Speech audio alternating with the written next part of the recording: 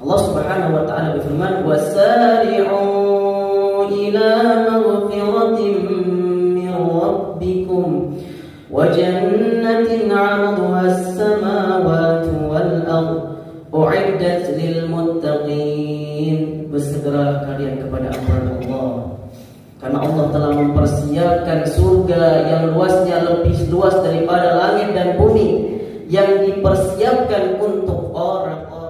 Assalamualaikum warahmatullahi wabarakatuh. Waalaikumsalam warahmatullahi wabarakatuh. Alhamdulillah hamdan katsiran thayyiban mubarakan fihi kama yuhibbu rabbuna wa yarda. Allahumma shalli ala Muhammad wa ala ali Muhammad. Hadirin jamaah yang dirahmati Allah Subhanahu wa taala, lagi dan lagi, terus dan terus marilah kita sampaikan puja dan puji kepada Rabb semesta alam. Dialah yang pantas untuk dipuji dan ialah yang pantas untuk dipuja. Karena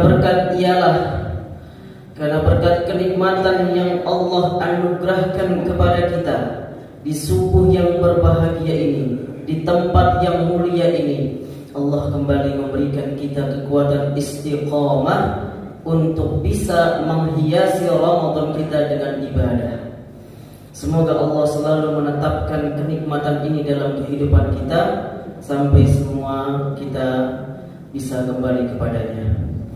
Hadirkan Allah Subhanahu wa taala, salawat serta salam kita sampaikan kepada Nabi kita tercinta, Nabi Muhammad sallallahu alaihi wasallam. Sebagai tanda bukti cinta kita kepadanya, marilah kita jangan pernah bosan untuk bersolawat kepadanya.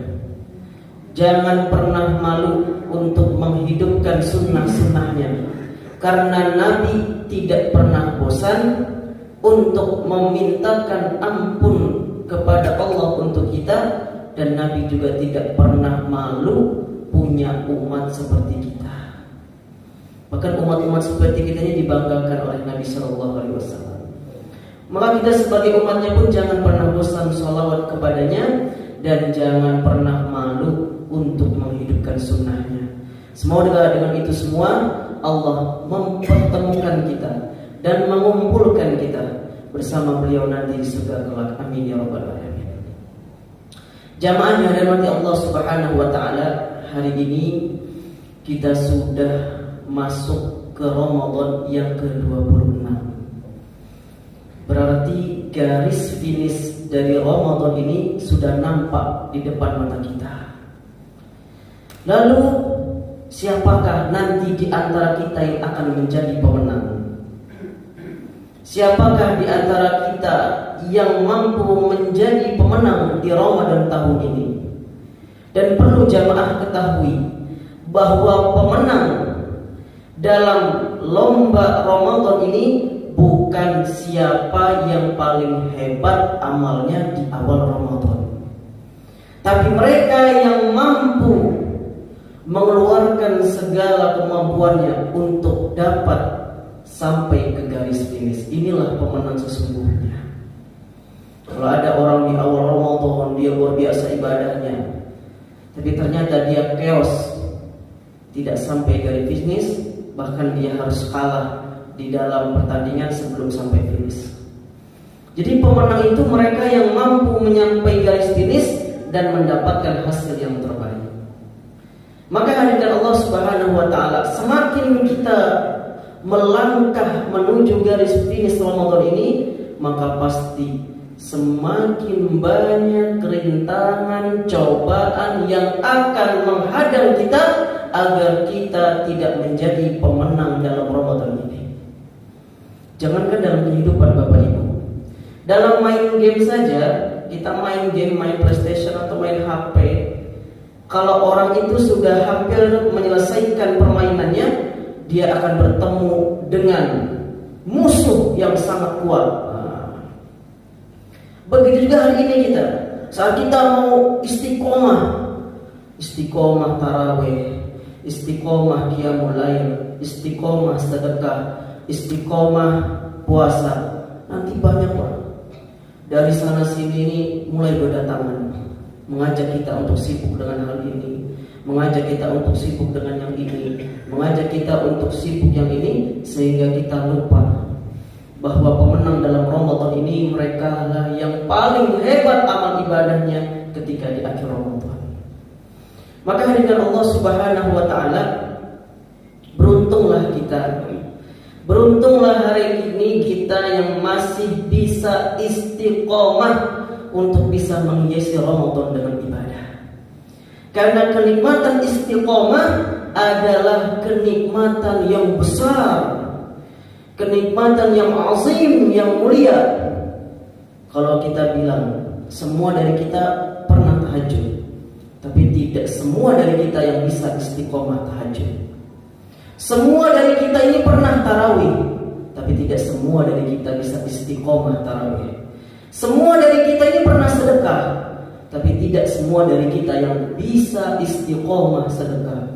Semua dari kita ini pernah baca Al-Quran, namun tidak semua dari kita bisa istiqomah baca Al-Quran. Maka dengan Allah Subhanahu wa taala, istiqomah dalam ibadah adalah salah satu ciri-ciri orang bertakwa. Allah Subhanahu wa taala berfirman, "Wasari'u ila maghfiratin min rabbikum wa jannatin 'arduha as-samawati wal ardh u'iddat lil muttaqin." Bersegeralah kalian kepada ampunan Allah, karena Allah telah mempersiapkan surga yang luasnya lebih luas daripada langit dan bumi, yang dipersiapkan untuk orang-orang yang bertakwa. Siapa orang yang bertakwa? Alladzina yunfikuna fis sarra'i wad dharra. Mereka yang istiqomah sedekah baik dalam kondisi dia kaya maupun miskin, baik dalam kondisi lapang maupun sempit, baik punya uang banyak ataupun punya uang sedikit. Inilah ciri-ciri orang bertakwa. Mereka istiqomah dalam ibadah apapun kondisinya, apapun situasinya. Maka dengan Allah Subhanahu wa taala, saat kita akan istiqomah, nanti akan banyak rintangan. Karena memang ini sudah Allah janjikan, Allah sudah gambarkan. Dikatakan, innal ladzina ajramu kanu minal ladzina amanu yadhhakun. Orang-orang pendosa di akhirat itu, orang-orang pendosa itu mereka lah yang suka menertawakan orang-orang yang istiqomah. Kita mau qiyamul lail, mau kayak gini masuk qiyamul lail, udah siapa lagi kita, masa rendang lagi. Mulai kita dicemooh.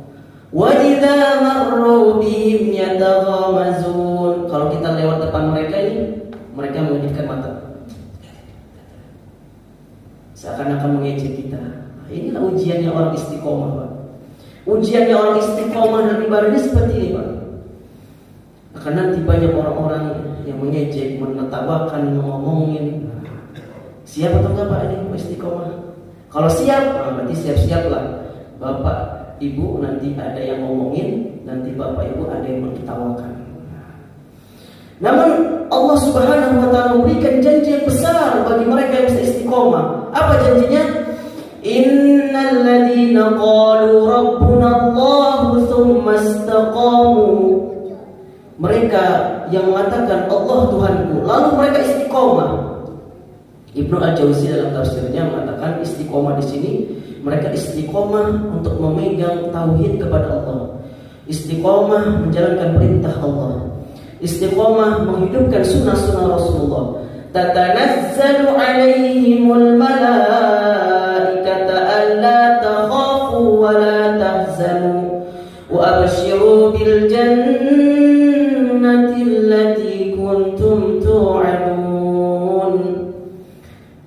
Ibnu Katsir menafsirkan ayat ini, orang-orang yang bisa istiqomah dalam ibadah ketika mereka berada di dunia, ketika jasad mereka masuk ke liang lahat, maka malaikat akan datang mengatakan, "Allah takhafu wa la tahzanu." Jangan kamu sedih. Kamu tak perlu sedih, kamu tak perlu risau, tak perlu khawatir dengan apa yang kamu tinggalkan di dunia. Istri yang kau tinggalkan di dunia Allah akan jaga. Anak-anak yang engkau tinggalkan di dunia, Allah yang akan jaga. Harta yang engkau tinggal di dunia, Allah yang akan jaga. Dan engkau juga perlu takut. Enggak perlu takut dengan kehidupan nanti di akhirat. Kenapa? Karena Allah telah mempersiapkan surga yang Allah janjikan. Lalu bagaimana kita bisa istiqomah Bapak Ibu hadirkan Allah Subhanahu wa taala? Setidaknya ada 4 hal yang perlu kita pegang agar kita bisa istiqomah. Yang pertama, memperbaiki niat. Imam Malik mengatakan, "Maka lillahi abqa." Segala sesuatu yang diniatkan karena Allah, insya Allah dia bisa istiqomah. Tapi segala sesuatu yang bukan diniatkan karena Allah, dia tidak akan bisa istiqomah dan tidak akan bisa lama hal kebaikan itu. Namun kalau kita niatkan kepada Allah, benar-benar kita niatkan qiyamul lail, tarawih kita, sedekah kita karena Allah, insya Allah Allah yang akan menguatkan kita untuk bisa istiqomah. Ini yang pertama, meluruskan niat. Yang kedua, hadirkan Allah Subhanahu wa taala agar kita bisa istiqomah. Kita perlu mengetahui keuntungan dan kerugian ibadah yang kita lakukan. Kita ini manusia, Pak. Manusia itu punya sifat itu masih berpikir untung rugi. Saya sholat untungnya apa? Kalau nggak sholat emang ruginya apa? Saya sholat tarawih capek-capek memang untungnya apa? Gitu. Memang kalau saya nggak tarawih ruginya apa? Manusia itu masih seperti itu, Pak. Makanya dalam Al-Quran Allah selalu janjikan terus surga yang di dalamnya ada bidadari yang belum pernah tersentuh oleh manusia, di dalamnya ada istana yang terbangun dengan mutiara. Allah masih seperti itu. Ruginya orang yang beribadah apa? Neraka yang di dalamnya ada penyiksaan. Itu manusia. Maka setiap kita melakukan ibadah, pastikan kita mengetahui keutamaan dan kerugian kalau kita meninggalkan ibadah itu. Kita tadi malam qiyamul lail, Bapak cari sebanyak-banyak mungkin yang menguatkan hati kita bahwa kita ini pengen qiyamul lail. Apa keutamaan orang tahajud? Wah, kalau disebutin banyak sekali kalau keutamaan tahajud ini. Apa kerugiannya orang nggak tahajud? Dalam kitab Ta'alim dikatakan, barang siapa yang mampu menghidupkan malamnya, Allah Subhanahu wa taala akan memberikan kegembiraan di hatinya di siang hari. Salah satunya, Pak. Dan banyak lagi. Dengan kita mengetahui hal seperti itu, ini akan menguatkan kita dan memantapkan kita untuk bisa istiqomah dalam ibadah. Yang kedua, hadirkan Allah Subhanahu. Yang ketiga, hadirin yang dimuliakan Allah Subhanahu wa taala adalah kita butuh teman. Kita butuh teman dalam perjuangan untuk bisa istiqomah dalam ibadah. Minimal teman dalam keluarga. Jadi bagaimana dalam satu keluarga ini saling menguatkan. Ya mungkin si bapak ingin qiyamul lail di masjid, istri ngaji, nanti jam 3 bangunin ya, bangunin. Nanti anak bangunin ya, bangunin. Sang suami mau qiyamul lail, maka istrinya mengatin, masakin masakan yang enak. Udah disiapin bajunya, disiapin perlengkapan sikat giginya, nanti untuk di masjid, bukan Anda. Maka dengan kita mempunyai teman dalam perjuangan ibadah ini akan menguatkan kita, Pak. Tapi kalau kita sendiri, kita tidak akan mampu. Minimal dalam keluarga kita ini kita kuatkan sama-sama mempunyai satu tujuan, bagaimana mendapatkan ridha Allah Subhanahu wa taala. Minimal kita harus cari, karena gini Bapak Ibu hadirin yang Allah Subhanahu wa taala. Percaya atau tidak percaya, lingkungan itu mampu mengubah sifat kita 40-60%. Kalau kita sering duduk dengan orang yang tidak baik, maka kita akan meniru hal itu. Kalau kita sering duduk dengan orang-orang soleh, duduk dengan orang-orang baik, maka kita pun akan terbawa untuk melakukan kebaikan. Kalau ada istilah orang itu, kalau kita berteman dengan orang penjual minyak wangi, kita akan ke bawah minyaknya, wanginya. Tapi kalau kita duduk atau berteman dengan orang yang penjual minyak, maka kita akan kecipratan bau minyak. Nah, seperti itu. Jadi kita perlu teman yang seperjuangan, teman yang mengingatkan saat kita lalai, teman yang mendorong kita untuk meningkatkan amal ibadah. Dan yang terakhir hadirin Allah Subhanahu wa taala, agar kita bisa mantap dalam istiqomah ibadah kepada Allah adalah dengan memperbanyak doa. Innal insana khuliqa dha'ifa. Manusia ini diciptakan dalam kondisi lemah. Innal insana khuliqa halu'a. Manusia ini diciptakan dalam kondisi suka ngeluh. Sedikit-sedikit punya masalah, sedikit ngeluh. Ada masalah, ada rintangan sedikit ngeluh.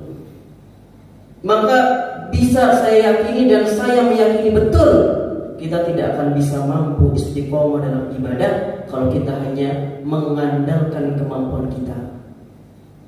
Karena saat kita mau maju istiqomah, setan kelas kakap datang membisiki kita.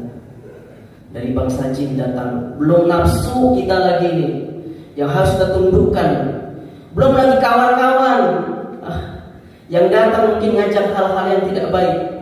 Maka kalau kita tidak minta kepada Allah agar menguatkan kita istiqomah, maka sudah dipastikan kita akan chaos.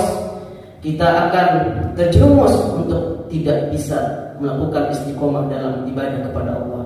Nabi sendiri, beliau itu mengajarkan kepada kita ada satu doa yang Nabi tidak pernah meninggalkan doa ini dalam hidupnya. Apa? Allahumma ya muqallibal qulub, wahai yang membolak-balikan hati kami, sabbit qalbi ala dinik, tetapkan hati kami dalam agama ya Allah. Karena hidup kita ini hidup di akhir zaman, di mana manusia di malam hari Islam, di siang hari dia kafir. Atau sebaliknya, di siang hari mereka Islam, di malam hari dia bisa kafir. Sabbit qalbi ala dinik, sabbit qalbi ala ta'atik. Ya Allah, tetapkan hati kami agar bisa istiqomah untuk melakukan ketaatan kepadamu ya Allah.